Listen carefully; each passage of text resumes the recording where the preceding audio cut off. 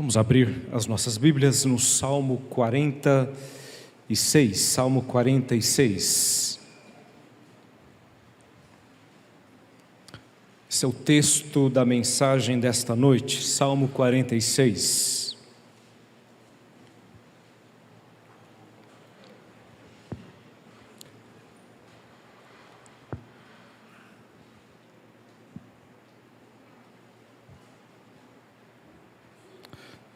O título: Deus é o nosso refúgio e fortaleza.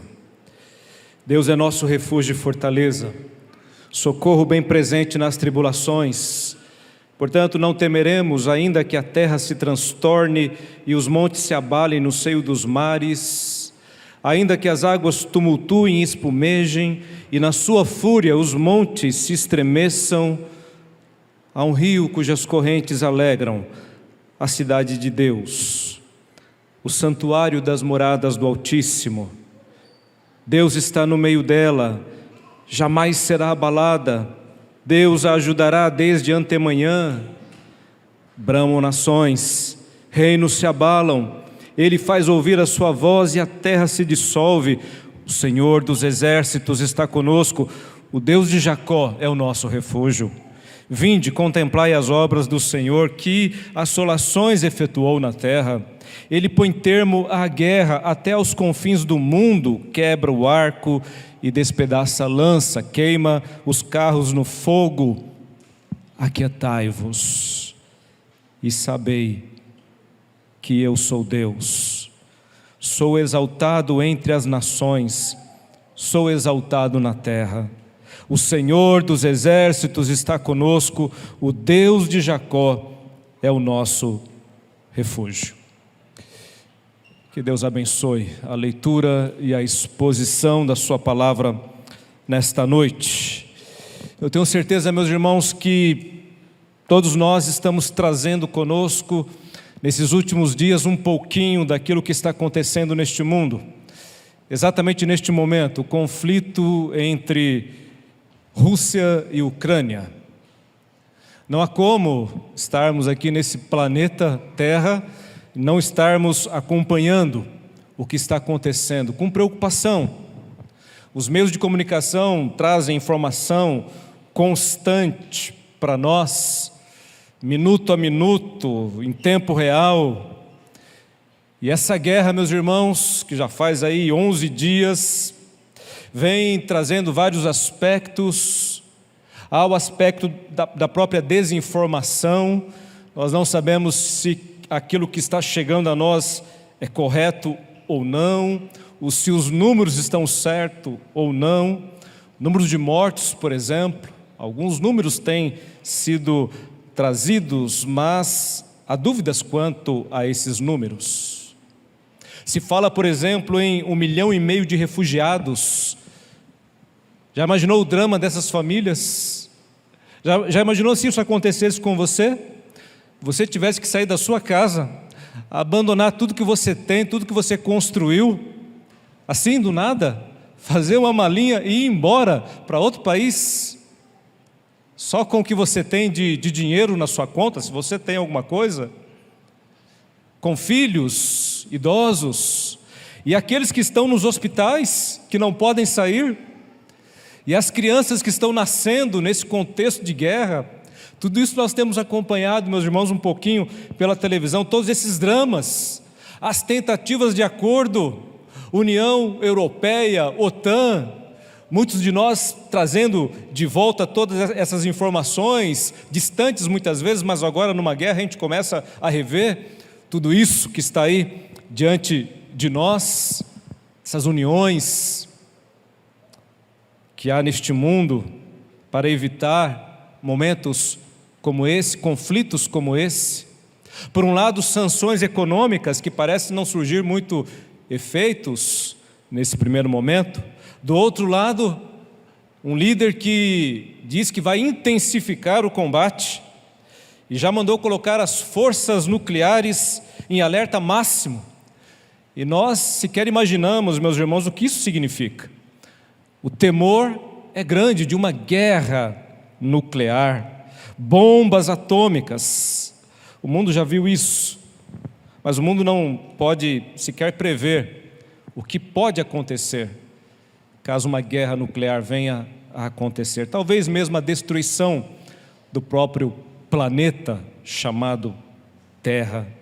Tantas bombas, tanto arsenal atômico nas mãos desses países. Humanamente falando, é claro, poderíamos dizer, eles poderiam destruir esta Terra, destruir esse planeta. Todo cuidado é pouco, é necessário muito cuidado, não é uma briga de colégio, é algo muito sério que nós estamos vivendo, meus irmãos, e por isso temos olhado e visto todo o cuidado que esses líderes mundiais têm tido neste momento nas suas decisões para não causar uma situação mais difícil, mais complexa, como alguns até têm dito, podendo chegar até a uma terceira guerra mundial. Olhando tudo isso que nós estamos vivendo, à luz das Escrituras, o que a palavra de Deus, meus irmãos, tem a nos dizer a esse respeito? Eu quero pensar com vocês nesta noite sobre a guerra que nós estamos vivendo aí no nosso mundo, e quero pensar no seguinte tema: o que a guerra nos faz lembrar? Este é o tema do sermão desta noite. O que a guerra nos faz lembrar? E baseado nesse texto que nós lemos, eu quero deixar com os irmãos 3 verdades a esse respeito. O que a guerra nos faz lembrar? Em primeiro lugar, meus irmãos, a guerra nos faz lembrar que vivemos em um mundo caído. A guerra nos faz lembrar que este mundo no qual nós vivemos, habitamos, moramos, é um mundo que está em trevas. É um mundo dominado pelo pecado. Os 3 primeiros versículos dizem assim: Deus é o nosso refúgio e fortaleza, socorro bem presente nas tribulações, portanto não temeremos. Ainda que a terra se transtorne e os montes se abalem no seio dos mares, ainda que as águas tumultuem e espumejem, e na sua fúria os montes se estremeçam. E no versículo 6, aliás, diz assim: bramam nações, reinos se abalam, ele faz ouvir a sua voz e a terra se dissolve. O mundo que nós vivemos é um mundo caído, é um mundo de pecado, e contra o pecado nós lutamos diariamente. Por isso que nós experimentamos dor, sofrimento, angústia. Por isso que nós testemunhamos aqui os mais diferentes desastres, perdas, injustiça, desumanidade, falsidade. Tudo isso muitas vezes parece prevalecer nesse contexto no qual nós estamos inseridos. Meus irmãos, este não era o plano original de Deus. Deus criou o homem e colocou ele no jardim. O ambiente ali era de paz, de tranquilidade. Havia paz do homem para com Deus, para consigo mesmo, para com a natureza, mas o pecado entrou neste mundo. E desde Adão o que nós temos são agora as consequências do pecado. Paulo, escrevendo aos Romanos, diz assim, no capítulo 8, versículo 22, falando a respeito da natureza: porque sabemos que toda a criação, a um só tempo, geme e suporta angústias até agora. A terra está em conflito, meus irmãos, a natureza está em conflito. Há um gemer, há um sofrimento, não apenas de homens, mas a própria natureza, por conta do pecado, foi afetada.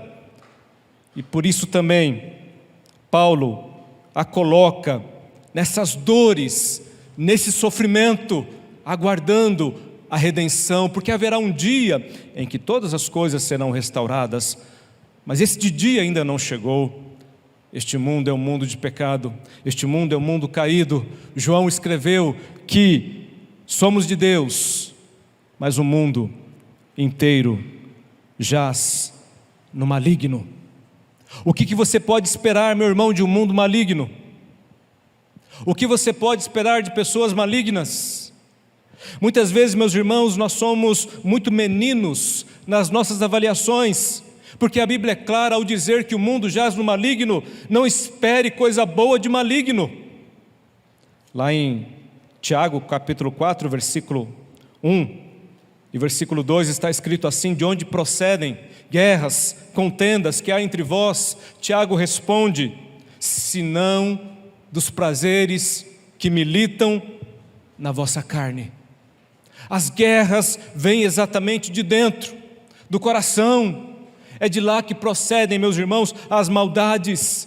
Tiago diz assim: vocês cobiçam e não têm nada, matam, invejam e nada podem obter, vivem a lutar e a fazer guerras. O que é isso senão um mundo de pessoas em estado de pecado, fazendo aquilo que são pecadores? O homem mau vai fazer maldade. Em Apocalipse 22, versículo 11 e 12 está escrito assim: continue o injusto a fazer injustiça, continue o imundo ainda sendo imundo, o justo continue na prática da justiça, e o santo continue a santificar-se. Eis que venho sem demora, comigo está o galardão que tenho para retribuir a cada um segundo as suas obras.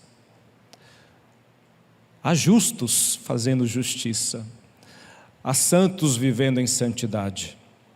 Mas, meus irmãos, o mundo também é um mundo de pecado e de maldade. Há muita gente má, maligna, fazendo perversidade. Por isso que Paulo diz que este mundo é um mundo tenebroso. E ele coloca essa guerra não apenas na questão física, mas na questão espiritual. A nossa luta não é contra carne e sangue, mas contra principados e potestades. Não podemos esquecer dessa realidade. O que está por trás de tudo isso? Demônios, anjos caídos, uma realidade espiritual do mal, que Paulo chama de mundo tenebroso. Assim ele resume esse pensamento. O que é um mundo tenebroso? A ideia de tenebroso, cheio de trevas, onde não existe qualquer claridade, escuro, que provoca horror, terrível, medonho, assustador. Este é o mundo que nós vivemos. Mas como assim, pastor? Talvez você olhe para o mundo, e muitos olham para o mundo e digam: não, 2022, ano da ciência, da tecnologia, olha o mundo que nós estamos vivendo, quantos confortos, quantas coisas boas nós temos aí diante de nós, quantos progressos o ser humano tem feito, até mesmo cura para as enfermidades, cura para o câncer. Está muito próximo aí de algumas descobertas que podem trazer até a cura para o câncer, esse mal tão terrível que tem assolado esse nosso tempo, esses nossos dias. O homem tem controlado a natureza, sido capaz até de provocar chuva aonde não chove, com as suas tecnologias, com seus engenhos, com a sua sabedoria. Até a lua o homem tem chegado e já faz passeio na lua. Recentemente vimos alguns milionários aí passeando na lua, talvez olhando para frente, quem sabe um dia isso se torne algo até normal, rotineiro, mas é uma realidade presente que nos faz olhar para o mundo e quem sabe ter uma outra ideia dele, uma outra visão dele. E muitas vezes isso, meus irmãos, nos tira de uma realidade que a Bíblia nos apresenta, que este mundo jaz no maligno, que este mundo está em trevas, que este mundo é caído, que este mundo é um mundo de desordem. Catástrofes são vistas constantemente por conta dessa desordem. Temos visto nos nossos dias, meus irmãos, coisas assim impressionantes, coisas que não víamos, talvez não temos visto há muito tempo. Cidades alagadas, lugar que nunca alagou, cidade debaixo d'água. Talvez até você, na sua cidade natal, tenha enfrentado aí tais situações, parentes. ciclones, tsunamis, furacões, tempestade de areia, terremoto, praga, pandemia, Covid, guerras, rumores de guerras, mundo caído. A guerra, meus irmãos, está aí para nos lembrar isso. A guerra por todo lado, de toda sorte. Não há guerra apenas entre russos e ucranianos. Há guerra, meus irmãos, na igreja, há divisões, partidarismos, diferentes interpretações, conflitos, há guerra no trabalho, um querendo puxar o tapete do outro, pela ganância, pelo egoísmo, há guerra nas famílias, membros que não se entendem, pai que não entende filho, filho que não entende pai, marido que não entende mulher, guerra espiritual, guerra contra principados e potestades. Tudo isso só está nos fazendo lembrar que nós vivemos em um mundo caído. Não se esqueça disso. Não se esqueça dessa verdade. Mas as guerras também, meus irmãos, além de nos lembrar que vivemos em um mundo caído, a guerra também nos faz lembrar uma outra verdade muito importante. Ela nos faz lembrar que aqui, neste mundo, não é a nossa pátria.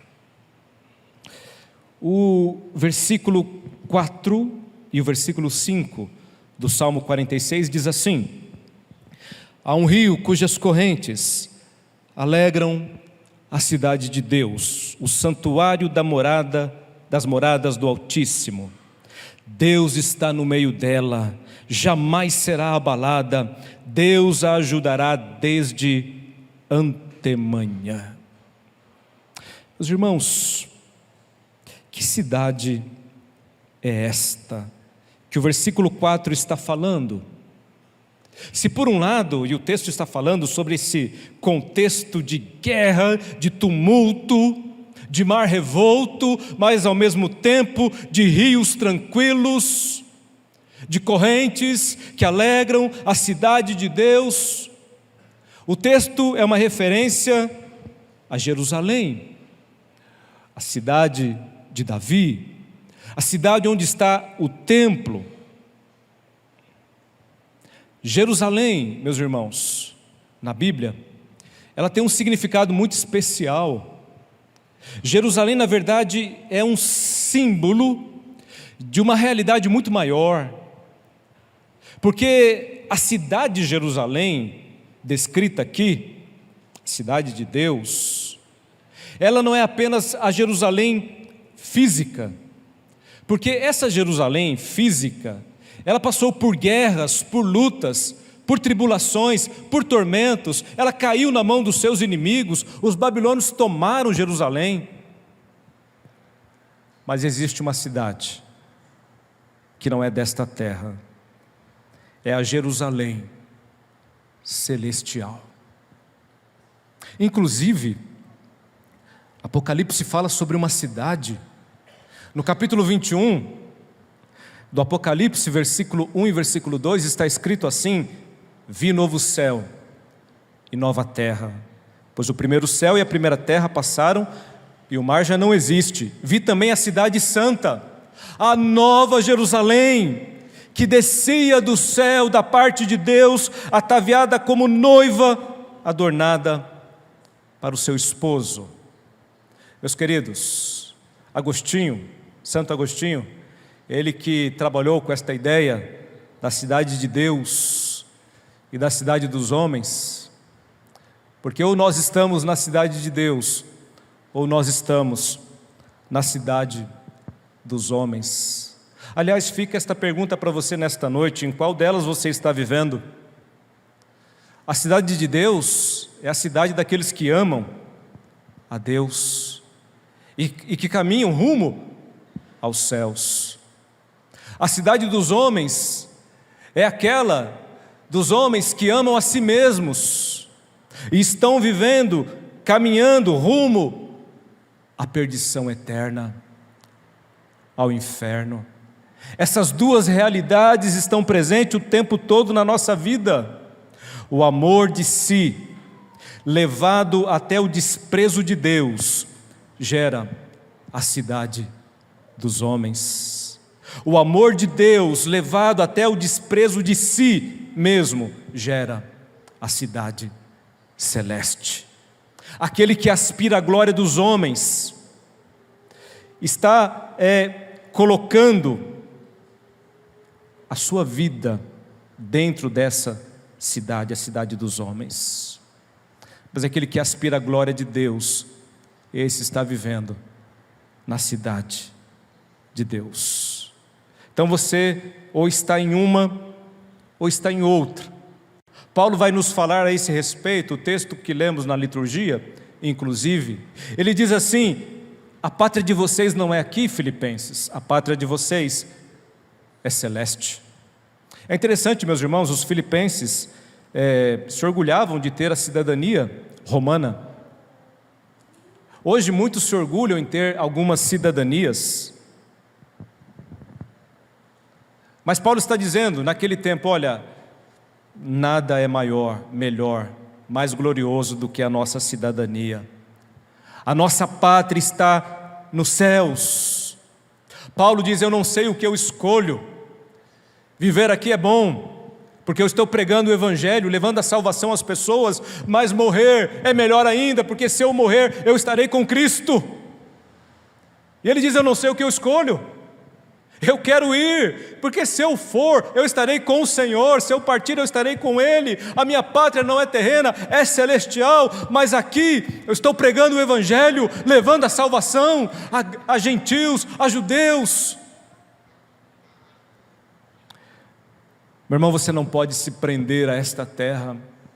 A guerra está lembrando para você que a sua pátria não é aqui, não é terrena. A nossa pátria, ela é celestial, é eterna. Hebreus capítulo 13, versículo 14. Na verdade não temos aqui cidade permanente, mas estamos buscando aquela que há de vir. É esta cidade que você tem buscado, é essa pátria que você tem buscado, meu irmão. Quantos, infelizmente, têm vivido aqui nesta vida, se iludido com os prazeres da terra, amado este mundo, amado o presente século, abandonado o Senhor. Mas Deus vai mandando os avisos, os recados. Eu li certa vez em um livro que o caminho do inferno está cheio de obstáculos colocados por Deus para que a pessoa não vá para lá. Deus vai colocando obstáculos. O amor de Deus é muito grande, meus irmãos, mas a despeito do amor de Deus, muitos têm vivido desta maneira longe do Senhor. Amado esta vida, amado este tempo presente, não tendo prazer na eternidade, pensando que a vida se resume apenas e tão somente a este tempo presente, que tudo vai terminar aqui. Aquela filosofia que Paulo disse, aqueles que dizem assim: comer e beber porque amanhã nós morreremos. Vamos aproveitar a vida. E nessa de aproveitar a vida, muitos estão caminhando para o inferno, para a perdição eterna. Não compreenderam que a nossa pátria é celestial. E nós precisamos viver, meus irmãos, com esta consciência no nosso coração. O nosso proceder tem que revelar isto. A nossa vida tem que revelar isto. Por isso que o texto diz que nesta cidade Deus está no meio dela. A presença de Deus está ali. Ela não será abalada. Olha que coisa maravilhosa. Quando Deus está presente, meus irmãos, não há como nós sermos abalados em nenhum aspecto da nossa vida. Por isso que podem vir guerras, podem vir lutas, pode vir o que for, nós permanecemos firmes na presença do Senhor, porque Ele disse: eis que estarei convosco todos os dias, até a consumação dos séculos. Guerras trazem consigo previsões, profecias. Eu estava vendo, e a internet está cheia destas coisas, aparece uma guerra como essa, aí já vem os profetas de plantão, é o fim do mundo, aí começa a fazer analogias com profecias bíblicas que não tem nada a ver. Temos que tomar muito cuidado com isso, com esses profetas e alguns teólogos que já começam a fazer conexões. Não, agora é o Gog e Magog, agora a nova ordem mundial. E calma, muita calma. Esse é um terreno que temos que pisar com muito cuidado. Mas uma coisa é certa, e isso nós podemos afirmar com toda certeza, meus irmãos, e eu creio que nós fazemos isto. Aliás, eu creio que para o cristão são dois hinos que estão conosco aqui. Um é aquele que diz assim: sou forasteiro aqui, em terra estranha estou. Nós somos forasteiros, nossa pátria não é essa. E o outro hino é aquele que diz assim: glória, glória, aleluia, vencendo vem Jesus. O rei está voltando, ele está vindo, isso é certo, ele vai voltar. Nós não sabemos o dia, não sabemos a hora, ninguém sabe, só Deus sabe este dia e esta hora. As profecias estão aqui, nos ajudam a entender esse tempo, e Deus no tempo correto também dará a interpretação delas para o seu povo. O Espírito Santo vai trazer essa paz ao nosso coração com toda certeza, porque o Espírito Santo não é de confusão, ele é de paz, e é Ele que nos leva a toda a verdade. Então Ele mesmo vai esclarecer para nós a hora certa, o momento certo. Eu digo isso para meus irmãos até para orientá-los.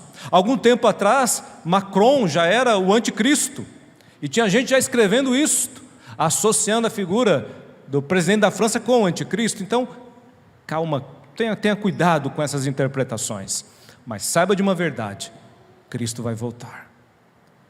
Cristo vai voltar. A nossa pátria não é terrena, este mundo acaba, este mundo um dia terá um fim, e a guerra me faz lembrar isto. O fim não será com alguns desses megalomaníacos aí apertando um botão vermelho, não. O fim será quando Cristo descer das nuvens com seus anjos para buscar a sua igreja. Esse é o grande dia, o dia da volta do Senhor Jesus para buscar a sua igreja. É aí que o mundo terá o seu fim. A terceira lição, meus irmãos, que a guerra nos ensina: em primeiro lugar, ela nos lembra que nós vivemos em um mundo caído.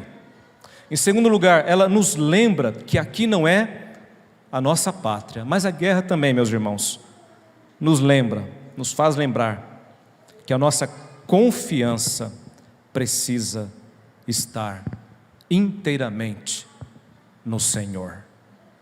Versículo 7: o Senhor dos exércitos está conosco, o Deus de Jacó é o nosso refúgio. Vinde, contemplai as obras do Senhor, que assolações efetuou na terra. Ele põe termo à guerra, até os confins do mundo, quebra o arco e despedaça a lança, queima os carros no fogo. Aquietai-vos e sabei que eu sou Deus, sou exaltado entre as nações, sou exaltado na terra. O Senhor dos exércitos está conosco, o Deus de Jacó é o nosso refúgio. Meus irmãos, nós precisamos confiar inteiramente no Senhor. Ele está conosco, Ele está com você, meu amado irmão. Existe uma palavra mais confortante do que esta: Ele é o teu refúgio. Refúgio é lugar para se esconder, Ele é a tua fortaleza, lugar seguro.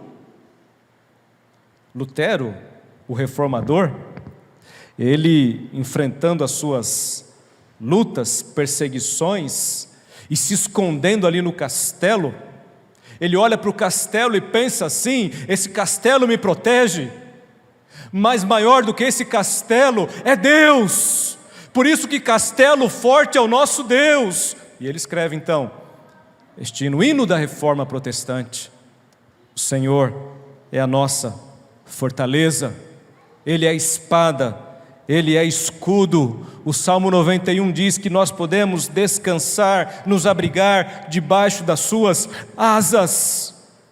Você pode estar tranquilo quando você confia inteiramente no Senhor. Salmo 9, versículo 9: o Senhor é também alto refúgio para o oprimido, refúgio nas horas de tribulação. Provérbios 18, 10: torre forte é o nome do Senhor, a qual o justo se acolhe e está seguro. Os líderes mundiais estão reunidos para tentar resolver esse problema. Temos até medo de alguns tentando resolver, mas eles estão lá. Muitos passam alguma credibilidade. Mas, meus irmãos, não virá deles solução, não virá deles respostas. Vem de Deus. Deus pode usá-los. Deus usa quem Ele quer. Ele usou no passado Nabucodonosor, Faraó. Ele cumpre o seu propósito, usando mesmo o ímpio para fazer a sua vontade e cumprir os seus decretos. Deus está no controle, não se esqueça disso. Isaías teve uma visão, o profeta, para lembrar desta verdade e lembrar o povo que estava preocupado porque Uzias, o grande rei, havia morrido. E agora o que fazer? Um grande rei, reinando muitos anos em Israel, bom, grandes obras, tempo de paz, mas o rei morreu, como todos os reis morrem. O povo desesperado, angustiado. Isaías tem uma visão, e ele vê nessa visão o quê? O Senhor assentado num alto e sublime trono, para mostrar que existe um trono que nunca fica vazio, e este trono é o trono dos céus. É Ele que governa, Ele é o Senhor, é Ele que põe fim à guerra. Confie inteiramente no Senhor. Não fica aí, meus irmãos, depositando confiança em Lula, em Bolsonaro, em Macron, em Biden ou em quem quer que seja. Confie no Senhor. É o Senhor. É o Senhor. Vemos com preocupação uma igreja hoje que tem se desviado dessas verdades e que tem confiado muitas vezes em homens, em plataformas políticas, como se elas pudessem trazer solução para aquilo que só Deus pode trazer. Usando homens, sim, mas o Senhor. Nós precisamos clamar a Ele para que Ele tenha misericórdia, meus irmãos, neste tempo.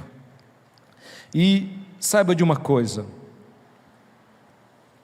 o texto diz que Ele põe fim às guerras. Isto vai acontecer. O tempo presente será marcado ainda por muitas guerras, por muitas lutas, mas as guerras acabarão. Um dia, as espadas, os canhões, as bombas não mais existirão. E lhes enxugará dos olhos toda lágrima. E a morte já não existirá. Já não haverá luto. Crianças chorando, abandonadas. Pessoas aí peregrinas, perdidas, sofrendo. Não haverá mais isso, não haverá luto, nem pranto, nem dor, porque as primeiras coisas passaram. E aquele que está assentado no trono disse: eis que faço nova todas as coisas. E acrescentou: escreve, porque essas palavras são fiéis e verdadeiras. Apocalipse 21, versículo 4 e versículo 5. O Senhor virá, a paz reinará, e nós habitaremos eternamente na presença do Senhor.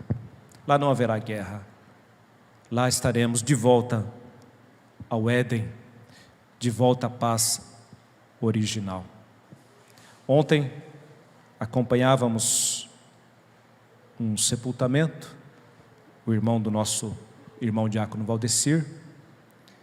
Semana também faleceu o irmão do Branco que nosso amigo trabalha aqui na obra aí para nós, perdeu um irmão também. Temos passado por um tempo muito difícil, né? Muitas perdas, a morte está aí diante de nós o tempo todo, momentos difíceis temos vivido. Mas, meus irmãos, tudo isso só está lembrando para nós estas verdades que nós compartilhamos aqui com os irmãos nesta noite. O mundo é um mundo caído, não tem jeito. O pecado está aí diante de nós. A nossa pátria não é aqui, não é terrena. Nós temos um lugar muito melhor e o Senhor está preparando para cada um de nós. Confie inteiramente no Senhor. Essa é a mensagem que você tem que passar a este mundo. Que Deus te abençoe. Amém?